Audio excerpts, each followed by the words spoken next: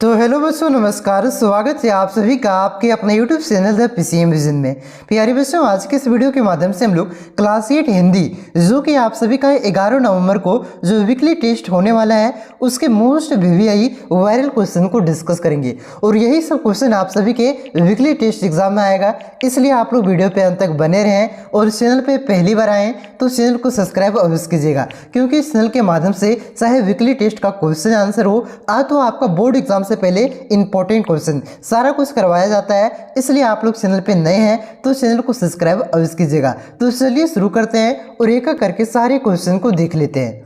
तो देखिए बच्चों, पहला क्वेश्चन है कि क्या निराश हुआ जाए शीर्षक पाठ के लेखक कौन है। यानी कि ये जो चैप्टर है आपका क्या निराश हुआ जाए, इस चैप्टर को किसने लिखा है, इसकी रचना किसने किया है। तो इस चैप्टर को आपका हजारी प्रसाद द्विवेदी ने लिखा है। इसका करेक्ट आंसर होगा हजारी प्रसाद द्विवेदी। उसके बाद देखिए अगला क्वेश्चन है कि क्या निराश हुआ जाए पाठ के आधार पर तिलक ने कैसे भारत का सपना देखा था। तो इस चैप्टर में बताया गया है कि तिलक ने एक ऐसे भारत का सपना देखा था जो कि आपका स्वतंत्र हो, विकसित हो और भ्रष्टाचार मुक्त हो। यानी कि ये तीनों तरह के भारत की सपना देखा था। इस वजह से इस क्वेश्चन का करेक्ट आंसर होगा ऑप्शन नंबर डी, इनमें से सभी। उसके बाद देखिए अगला क्वेश्चन क्या है कि क्या निराश हुआ जाए शीर्षक निबंध में निबंधकार के अनुसार बताए गए बुरा आचरण में शामिल नहीं है। तो यहाँ पे बताए गए बुरे आचरण में आपका गर्व शामिल नहीं है, तो इसका करेक्ट आंसर होगा गर्व। उसके बाद देखिए अगला क्वेश्चन क्या है कि क्या निराश हुआ जाए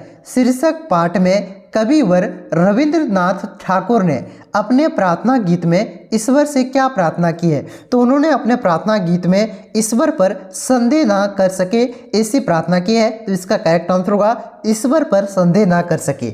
उसके बाद देखिए अगला क्वेश्चन आपका क्या है कि क्या निराश हुआ जाए पाठ के आधार पर नेता जीतने के बाद किस साधन के फेरे में रहता है। तो इस चैप्टर में बताया गया है कि आपका नेता जीतने के बाद आपका सुख सुविधा के फेरे में रहते हैं। तो इसका करेक्ट आंसर होगा सुख सुविधा। ठीक है। उसके बाद देखिए अगला क्वेश्चन आपका क्या है कि क्या निराश हुआ जाए शीर्षक पाठ का संदेश अथवा निष्कर्ष क्या है। अगर इस चैप्टर को आप लोग पढ़िएगा तो इसका जो निष्कर्ष निकलेगा, इसका जो संदेश निकलेगा, ये आपका हो जाएगा निराश होने की जरूरत नहीं। ठीक है। तो इसका करेक्ट आंसर होगा आपका निराश होने की जरूरत नहीं है। यही मतलब निराश नहीं होना चाहिए जीवन में, इसका यही आपका निष्कर्ष निकलेगा, संदेश निकलेगा। ठीक है, पढ़ने के बाद। उसके बाद देखिए अगला क्वेश्चन आपका क्या है कि समाचार पत्रों में किस तरह के समाचार भरे होते हैं। तो समाचार पत्रों में आपका ठगी के समाचार भरे होते हैं। तो इसका करेक्ट आंसर होगा ठगी की।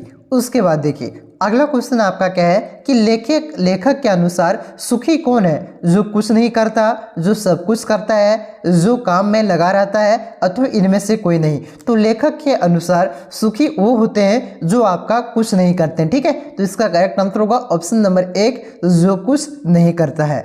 उसके बाद देखिए अगला क्वेश्चन आपका क्या है कि क्या निराश हुआ जाए में किस चीज का वातावरण बन गया है। तो क्या निराश हुआ जाए इस चैप्टर में आपका ये वातावरण बन गया है मोह का। क्या वातावरण बन गया है? तो मोह का वातावरण इस चैप्टर में बन गया है। उसके बाद देखिए उसके बाद अगला क्वेश्चन है कि लेखक के जीवन में किस वस्तु की मात्रा सबसे कम है। तो लेखक के जीवन में आपका विश्वासघात की मात्रा सबसे कम है। तो इसका करेक्ट आंसर होगा विश्वासघात। उसके बाद देखिए अगला क्वेश्चन है कि कविवर रविंद्रनाथ ठाकुर ने किससे प्रार्थना की थी। लोगों से प्रार्थना किया था कि लेखक से प्रार्थना किया था कि दुश्मनों से प्रार्थना किया था कि आपका भगवान से प्रार्थना किया था। तो मैंने आपको शुरू में बताया कि कविवर रविंद्रनाथ ठाकुर ने आपका ईश्वर यानी कि भगवान से प्रार्थना की थी कि कोई भी ईश्वर पर शक ना करे। ठीक है। तो इसका करेक्ट आंसर हो जाएगा क्या, भगवान से प्रार्थना की थी। उसके बाद देखिए अगला क्वेश्चन आपका क्या है कि लेखक के जीवन में किस प्रकार की घटनाएं भी बहुत कम नहीं है जो लोगों ने किया। तो किस प्रकार की घटनाएं लेखक के साथ जीवन में आपका बहुत ही कम नहीं है जो लोगों ने किया। अकारण सहायता की कि अकारण मन को निराश किया कि हिम्मत तोड़ा, धोखा दिया। तो इसका करेक्ट आंसर होगा अकारण सहायता की। ये घटनाएं भी आपका लेखक के जीवन में कम नहीं है जो लोगों ने किया। ठीक है। तो इसका करेक्ट आंसर होगा अकारण सहायता की। उसके बाद देखिए अगला क्वेश्चन है कि धोखा का विलोम है। तो धोखा का विलोम क्या होता है। तो इसका विलोम होता है आपका भरोसा। ठीक है। नहीं कहता मेरे भरोसा को धोखा मत देना। तो इसी का धोखा का विलोम क्या होता है, तो भरोसा होता है। उसके बाद देखिए अगला क्वेश्चन आपका क्या है कि राम का भरत को संदेश शीर्षक कविता में कवि का नाम है। यानी कि ये जो कविता है आपका राम का भरत को संदेश, इस कविता को किसने लिखा है, इसकी रचना किसने किया है? तो इसकी रचना आपका तुलसीदास ने किया है। तो इसका करेक्ट आंसर होगा तुलसीदास। तो याद रखिएगा राम का भरत को संदेश, इस कविता के कवि कौन है? तो तुलसीदास। उसके बाद देखिए अगला क्वेश्चन आपका क्या है कि राम का भरत को संदेश शीर्षक पाठ में राम ने किसे समझाने का प्रयास किया है? तो ये जो आपका कविता है यहाँ पे आपका राम ने भरत को समझाने का प्रयास किया है। तो इसका करेक्ट आंसर होगा भरत। देखिए अगर आप लोगों ने रामायण देखा होगा तो आपको याद होना चाहिए कि जब आपका राम जी अयोध्या छोड़ करके वनवास जाते हैं तो वहाँ पे भरत बहुत ही ज़्यादा प्रार्थना करते हैं कि ऐसा मत कीजिए, आप अयोध्या में ही रहिए। यहाँ पे आपका राम जी भरत को समझाने का प्रयास करते हैं कि उसके पिताजी जो आपका दशरथ है, इन्होंने आपका वचन दिया था कि राम को 14 वर्ष तक आपका वनवास में जीवन काटना होगा, यानी कि वन में जीवन काटना होगा। तो यहाँ पे राम ने किसे आपका समझाने का प्रयास किया है? तो भरत को। ठीक है, उसके बाद देखिए अगला क्वेश्चन आपका क्या है कि तुलसीदास के अनुसार मुखिया को कैसा होना चाहिए? तो तुलसीदास के अनुसार मुखिया को कैसा होना चाहिए? आँख के समान होना चाहिए, कि मुख यानी कि मुंह के समान होना चाहिए, कि कान के समान होना चाहिए, कि दांत के समान? तो यहाँ पे तुलसीदास के अनुसार मुखिया को मुख यानी कि मुंह के समान होना चाहिए, जिसका करेक्ट आंसर होगा मुख के समान। उसके बाद देखिए अगला क्वेश्चन आपका क्या है कि राम का भरत को संदेश शीर्षक पद्य में भरत के आग्रह पर श्री राम ने अपनी कौन सी वस्तु भरत को दे दी?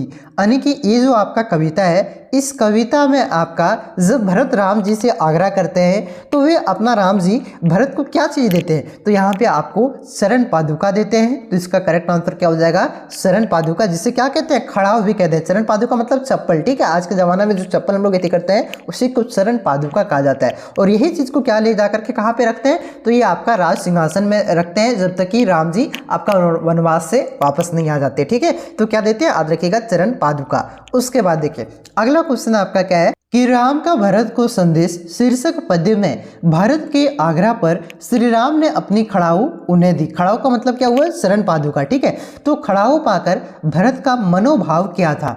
तो खड़ाऊ पाकर के भी भरत का मनोभाव दुखों से भरा हुआ था। तो इसका करेक्ट आंसर होगा दुख का। ठीक है, उसके बाद देखिए अगला क्वेश्चन आपका क्या है कि रामचरितमानस किस भाषा में लिखी गई है? ब्रज भाषा में लिखा गया है, कि अवधी भाषा में लिखा गया है, कि हिंदी भाषा में लिखा गया है, अतु संस्कृत में लिखा गया है? तो जो आपका रामचरितमानस है ये अवधी भाषा में लिखा गया है। इसका करेक्ट आंसर क्या होगा? अवधी। उसके बाद देखिए अगला क्वेश्चन आपका क्या है कि राम का भरत को संदेश पाठ किस महाकाव्य का अंश है? यानी कि ये जो आप लोगों की किताब में कविता दिया हुआ है राम का भरत को संदेश, ये जो आपका कविता है ये मूल रूप से कहाँ से लिया गया है? रामायण का भाग है एक, कि महाभारत का अंश है, कि आपका रामचरितमानस का अंश है, कि कवितावली का अंश है? तो ये आपका राम का भरत को संदेश ये आपका रामचरितमानस का क्या कह सकते हैं? एक अंश है, यानी कि एक टुकड़ा है। ठीक है, तो इसका करेक्ट आंसर होगा रामचरितमानस। उसके बाद देखिए अगला क्वेश्चन क्या है कि राजधर्म का पालन किसके अनुसार करना चाहिए? तो राजधर्म का पालन आपका गुरुजनों के अनुसार करना चाहिए। तो इसका करेक्ट आंसर होगा गुरुजनों। उसके बाद देखिए अगला क्वेश्चन क्या है कि खड़ू पाकर भरत ने क्या किया? तो खड़ू पाकर भरत ने क्या किया था? तो खड़ू पाकर के भरत ने अपना उस मतलब जो खड़ू है, जो आपका चप्पल था, तो कह सकते चरण पादुका था, इसे अपने माथे से लगा लेता है। तो खड़ू पाकर के भरत ने क्या किया था? तो माथे से लगाया था, ध्यान रखिएगा।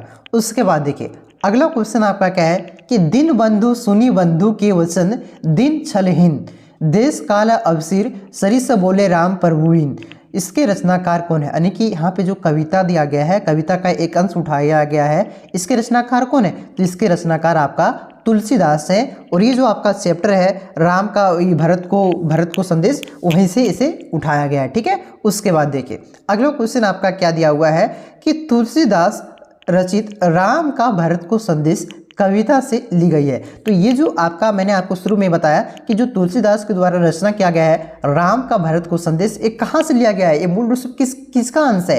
तो ये आपका रामचरितमानस से लिया गया है, उसी का आपका अंश है। उसके बाद देखिए अगला क्वेश्चन आपका क्या है कि राम ने भरत को क्या भेंट किया? तो राम ने भरत को क्या देता है? तो खड़ू देता है, यानी कि चरण पादुका देता है। ठीक है, उसके बाद देखिए अगला क्वेश्चन आपका क्या है कि यह हिंदी साहित्य की कौन सी विधा है। यानी कि ये जो आपका ये कविता है राम का भरत को संदेश, ये हिंदी साहित्य की कौन सी विधा की रचना है। कहानी है कि कविता है कि निबंध है कि नाटक है। तो ये आपका कविता है, ठीक है। उसके बाद देखिए अगला क्वेश्चन आपका क्या दिया हुआ है कि मुखिया को सभी कार्य का पालन कैसे करना चाहिए। तो मुखिया को सभी कार्य का पालन कैसे करना चाहिए, असमान रूप से करना चाहिए कि समान रूप से करना चाहिए, अतो अज्ञान रूप से करना चाहिए, अतो इनमें से कोई नहीं। तो मुखिया को सभी कार्यों का पालन आपका समान रूप से करना चाहिए, जिसका आंसर क्या हो जाएगा, समान रूप से। उसके बाद देखिए अगला क्वेश्चन आपका क्या है कि शरीर के सभी अंगों का समान रूप से पालन पोषण कौन करता है। तो ये आपका मुख करता है, इसका करेक्ट आंसर हो जाएगा मुख यानी कि मुंह। मुंह आपका शरीर के सभी अंगों का समान रूप से पालन पोषण करता है, भोजन करते हैं। तो ये भोजन से जो ऊर्जा मिलती है शरीर के सभी अंगों तक पहुंचाता है, ठीक है। तो यहाँ पे मैंने जो आपका इंपॉर्टेंट क्वेश्चन था ये मैंने आपको करवा दिया। देखिए इसके बाद जो वीडियो आएगा उसमें आपको मैं सब्जेक्टिव क्वेश्चन भी करवाऊंगा जो कि आपका डायरेक्ट देखने को मिलेगा, ठीक है। तो चैनल पे आप लोग नए हैं तो चैनल को सब्सक्राइब अवश्य कीजिएगा, क्योंकि इस चैनल के माध्यम से चाहे आपका वीकली टेस्ट का क्वेश्चन हो वो अपलोड किया जाता है, और साथ ही साथ आपका क्या बोले आंसर की हो जाता है, मॉडल पेपर हो जाता है, एग्जाम से पहले आपका एग्जाम का वेरी इंपॉर्टेंट क्वेश्चन आंसर भी अपलोड किया जाता है। और हाँ, इसके कुछ देर के बाद आपका मैथ का क्वेश्चन अपलोड कर देंगे, ठीक है, क्योंकि वीडियो थोड़ा सा लंबा हो रहा है इस वजह से। तो मैथ का क्वेश्चन भी अपलोड कर देंगे, उसे भी आप लोग देख लीजिएगा, ठीक है। तो चलिए मिलते हैं नेक्स्ट वीडियो में, तब तक के लिए जय हिंद, जय भारत, जोहार झारखंड।